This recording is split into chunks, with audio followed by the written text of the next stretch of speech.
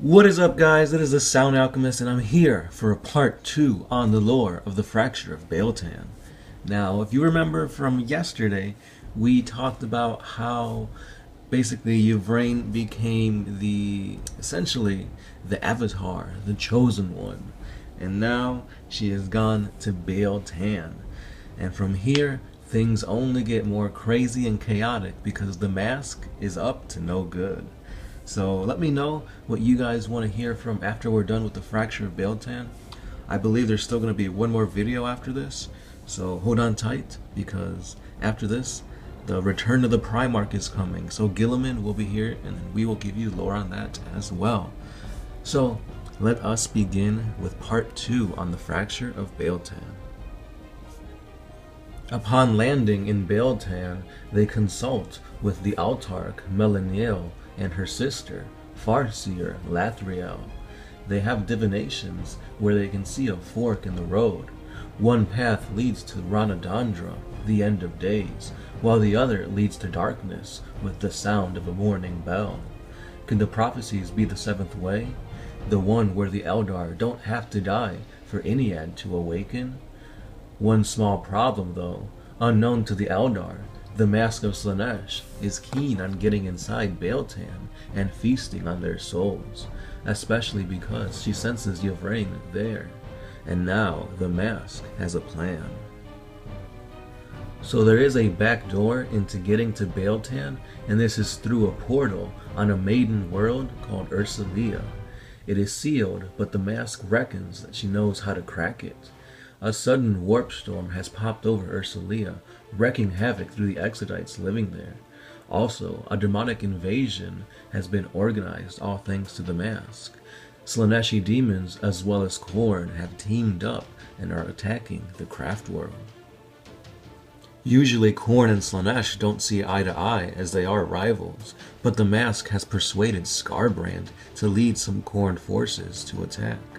They have made an uneasy wager as to who can kill more and prove who is the best follower of chaos. Upon hearing of the demonic invasion, Biel-Tan aren't about to let their precious maiden worlds go down, so they launch a counterattack with Autarch Melaniel leading it personally. The battle rages back and forth, mass demon charges versus lightning strikes of Eldar. The Mask and Skarbrand are up near the portal, and the Mask's plan is to lure the Eldar into the portal and set Skarbrand loose, and his rage will destroy the wards on said portal. The Eldar don't take the bait initially, and Skarbrand is in danger of being lured away himself. So the Mask jumps upon the portal in full view of the battle and starts guzzling spirit stones. Melaniel is infuriated with what he sees, and he directs all his forces towards the Mask. The Eldar unleash a devastating amount of firepower. So this barrage from the Eldar has managed to kill almost every demon near the portal, except for the Mask and Skarbrand. Unfortunately, Skarbrand is now in a blind fury, and he begins to swing his axe wildly, striking at the portal and opening it up. Due to this, the Mask and Skarbrand, as well as many other demons, flood the gate and are now en route to Biel-Tan. Melaniel is forced to destroy the portal completely to stop any more demons from going through, although it is also cutting himself off from reinforcing Biel-Tan. He has no choice but to send a psychic warning to his sister, who is already readying the defenses. Lathriel has her defenses organized. All ways into Biel-Tan are sealed off, except for the main portal at the back of the craft world, which is put under heavy guard to destroy it if necessary. Drastic steps, but it is better than letting the craft world get overrun. The defenders wait. Everything looks clear so far, and a scout ship returns from monitoring the advance of the demons through the webway. However, no one notices that the Mask has clung to the bottom of the ship. She slips off into the craft world, hypnotizing anyone who crosses her path, which allows demonettes to possess their bodies. Back at the main gate, the bulk of the demon forces have arrived and are being led by Skarbrand. He bursts through the portal, carving through the Eldar defenses, but the Avatar of Cain has been roused and they slam into close combat. Farseer Lathriel rushes forward to seal the portal before more demons get through, and when she turns around, both Skarbrand and the Avatar have obliterated each other. Meanwhile, the Mask has set herself up in the Avatar's empty throne room and is currently summoning more and more demonettes. She prepares a ritual.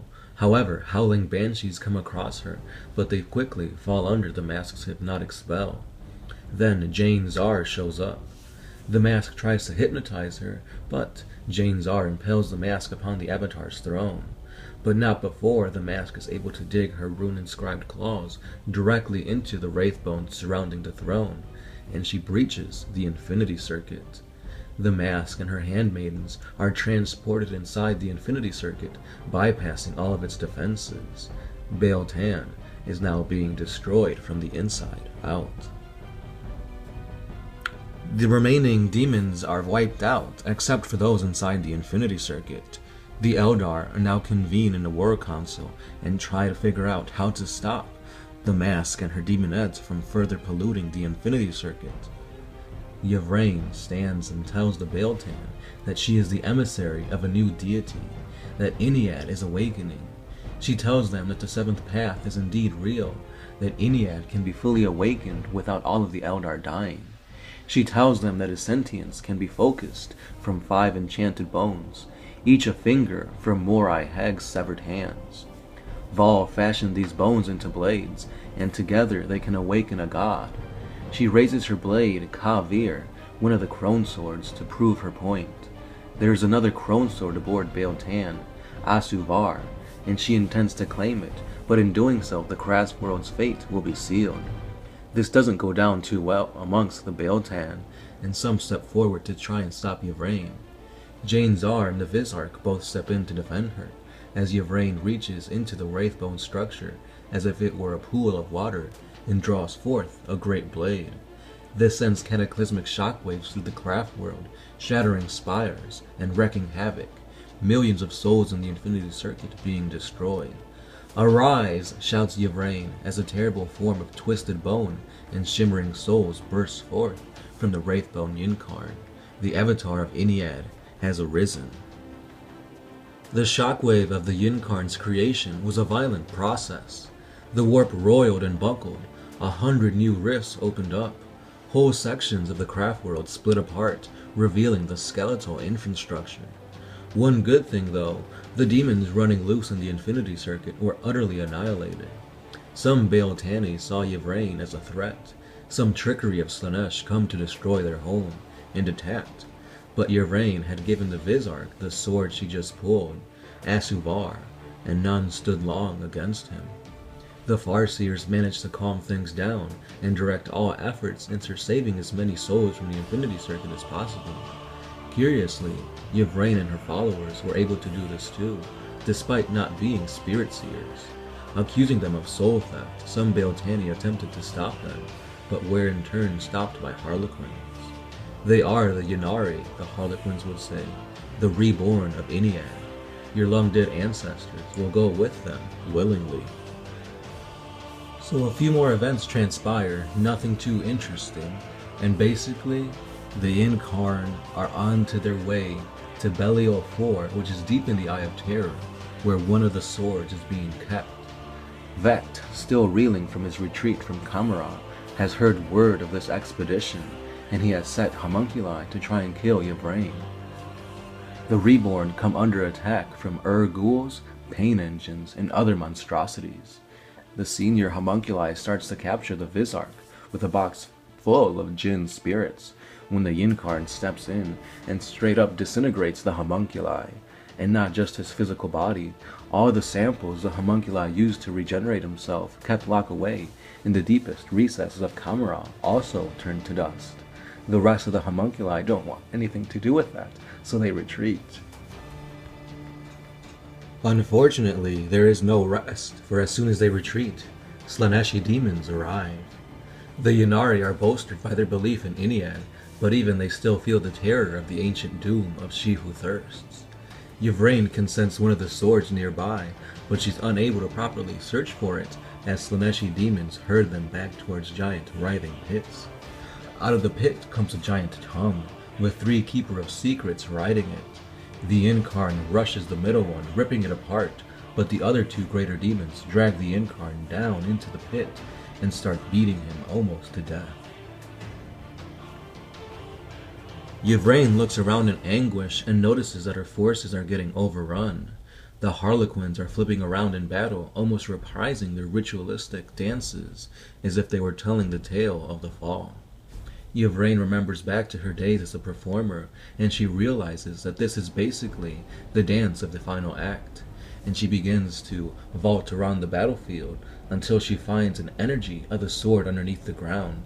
Pressing down into the ground, she pulls out a burst of energy. The Incarns reformed, holding the Vilith Tsar, the largest and most powerful of the Crone Swords. Reinvigorated, the Incarn cuts a swath through the horde of demons and opens up a path of retreat for the Inari. With the Incarn back in the game, the Inari are able to break out of their killing fields and fall back to a more defensible location. The hole up inside the giant memorial hall of Arthransis, holding the choke points easily, but Yvraine has found that only one of the 2 swords on Belial 4. They are effectively trapped inside the hall, and that's when 2 huge structures at the back of the hall begin to open up, revealing a glowing portal. Stepping out from it is a massive Wraith Knight, blue and yellow heraldry emblazed upon it. 2 more Wraith Knights follow, as well as a host of smaller Wraith constructs. Leading these Wraiths is Iana Arenal, the Angel of Iyanden. The Iyanden Wraiths cover the Inari forces as Iana beckons them through the portal. While they're still missing one of the Crone Swords, to stay is to die, so the Reborn dash through the webway and eventually to Craftworld Iyanden. Upon arriving on the Craftworld Iyanden, they see that there is a small problem. It is currently under attack by 2 Space Hulks swarming with demons of Nurgle. With the defense of the Craftworld in full swing, the Inari party are greeted with crossed arms by the Iyanden defenders, who basically force them into house arrest until they can properly deal with them. Yvraine is mad about this, but she forces herself to cool down to avoid further hostilities. She instead reaches out with her psychic powers to her old Corsair buddies from Camera. Hearing her call, they come to the aid of Iyanden, unleashing an unexpected and devastating salvo on one of the Space Hulks, utterly destroying it. The infamous Prince Yariel is leading the Iyanden defense with his Corsairs. They are fighting furiously with exceptional skill, but the remaining Space Hulk is proving super resilient. It is a Nurgle Hulk after all. Yariel realizes that they need to launch a strike force to destroy it from the inside. However, any conventional assault would be suicide. He comes up with a bold plan. He shuttles himself with his captains over to Iyanden and convinces the pilots of the Craftworld to follow a specific course of coordinates in order to dictate the movements of the enemy Space Hulk. He then takes his group of Corsair captains through the portal into the webway, using some ancient maps of the webway near Iyanden. In a perfect sense of timing, Yariel gathers his captains into the right spot at the right time and activates their personal webway teleporters. They step right into the heart of the Space Hulk. And this is where we will end part 2. Stay tuned because part 3 will be the conclusion to the Fracture of Biel-Tan. Once again, if you guys want this full story in its entirety, I'm going to give you the link to the Daka Daka page so you guys can read it on your own. If not, please stay tuned for tomorrow. We will conclude this epic adventure, or whatever you want to call it. Anyway, what do you guys think so far? In my opinion, it's alright. I don't know, I guess I was expecting a little bit more, but it's entertaining, it's pretty cool. The Reborn are pretty badass in their search for the swords. Anyway, I'm really excited because we finally got Prince Yariel, and he was one of my favorite guys in all of the Eldar. So I might do his lore after this.